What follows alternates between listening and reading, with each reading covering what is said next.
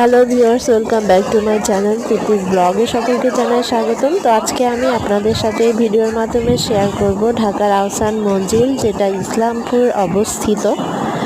তো এটা যাওয়ার জন্য আপনাকে ইসলামপুর চলে যেতে হবে, আর এটাকে এখন জাদুঘর হিসেবেই প্রদর্শিত হচ্ছে।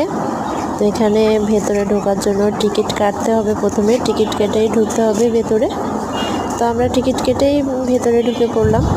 তো বন্ধুরা, এই বাড়িটা এত সুন্দর কারুকার্য শিল্পিত একটা নিদর্শন, যেটা ভেতরে না গেলে বুঝবেন না। সব ধরনের এখানে সেই আমলের নবাবদের ছবি রয়েছে, তাদের কত প্রজন্ম এখানে বসবাস করেছে, তাদের ব্যবহৃত সব আসবাবপত্র, তাদের পরিবারের সদস্যদের ছবি, তাছাড়া বিভিন্ন সাহিত্যিক তাদের ছবি। আর পুরো এই জমিদার বাড়িটি এত সুন্দর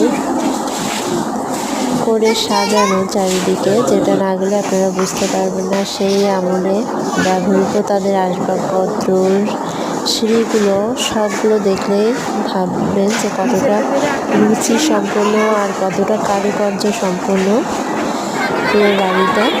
তো আপনারাও ঘুরে আসতে পারেন। আর কেমন লাগলো সেটা প্লিজ কমেন্টে জানাবেন। লাইক, কমেন্ট, শেয়ার, সাবস্ক্রাইব করে পাশে থাকবেন। আজকের মতো পর্যন্ত সবাই ভালো